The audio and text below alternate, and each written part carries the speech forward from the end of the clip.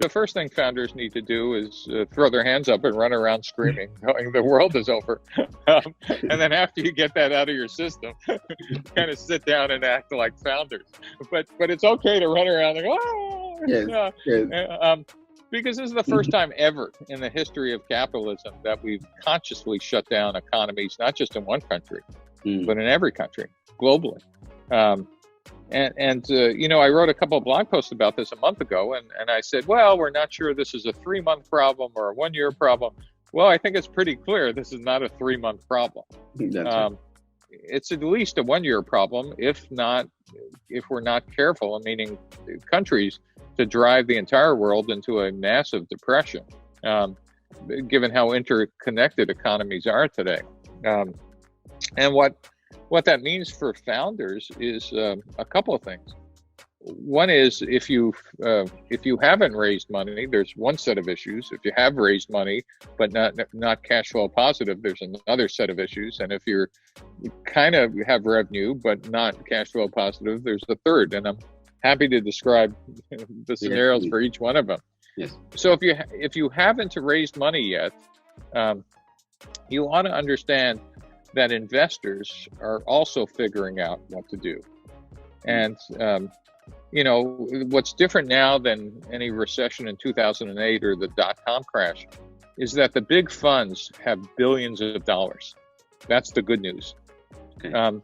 And the bad news is that a good number of them have their most valuable or valued startups were burning a ton of cash at the high end. Let's just take Airbnb.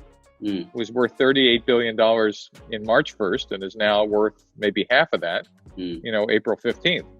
If I'm an investor, all of a sudden I need to support that company. So maybe, and this is the maybe, is all that VC money going to be going to support their high burn rate but most valuable companies?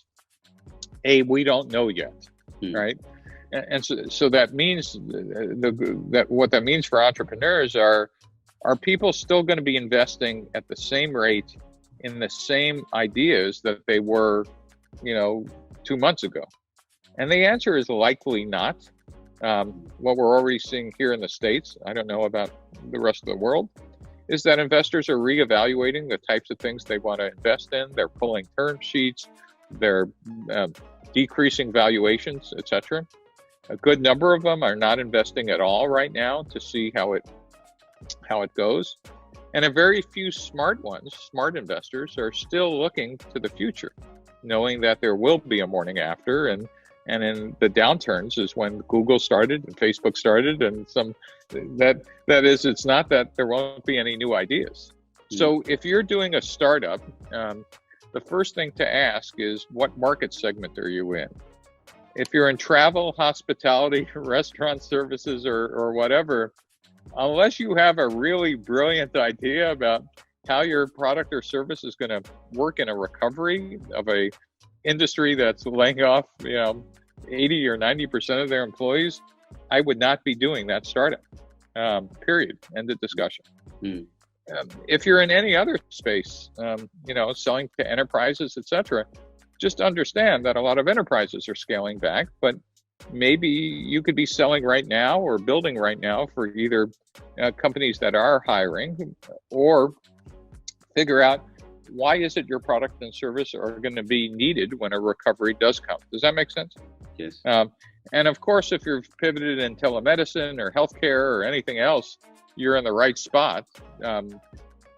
And you will, your odds of getting funded have probably gone up. The other thing is to realize that if you're a startup, you're probably going to have to call on 2 to 5 times more investors than you would have had to before. We were in boom times before. Those times are gone now. They're gone at least for the next 3 months, if not for the next year or so, if longer. And so the first thing to ask is, if you still want to be out raising money, and I would not be shy about this, is you want to ask any VCs who will talk to you, are you writing checks now? Not are you taking meetings? Are you writing checks over the web? It's a big idea. A lot of early stage companies will be happy to take meetings, but you don't want a meeting. Ultimately you want a check.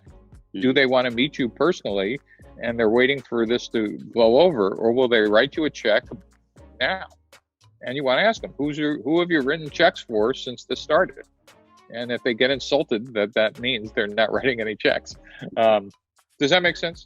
Yeah, yes, it does. Yes. And should I keep talking, or? Yes. Yeah. So let's say you've raised a seed round, and now you just have burn rate, but you have no revenue or very little.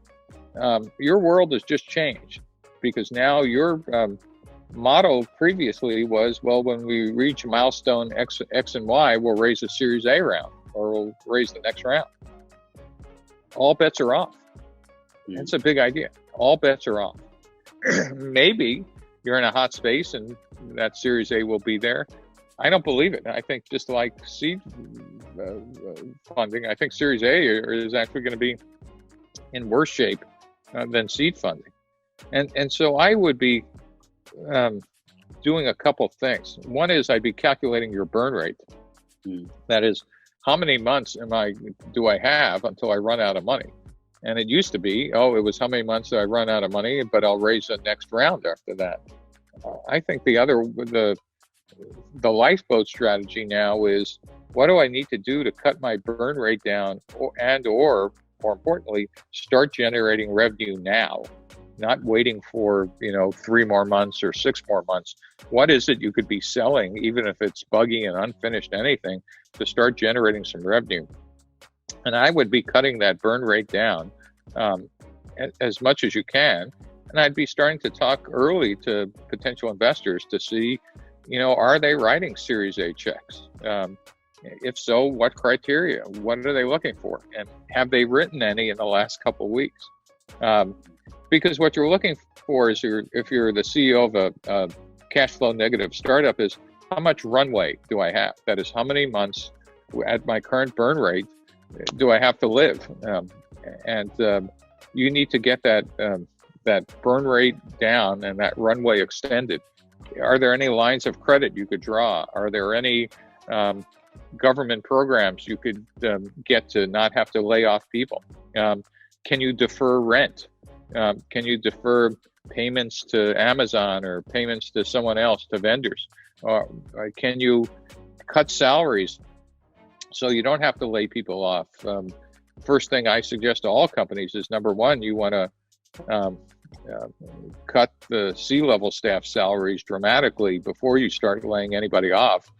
And you also want to cut everybody's salary, if you could do that, and in exchange for additional stock, because right now cash is king. Does that make sense at all? Yes, absolutely.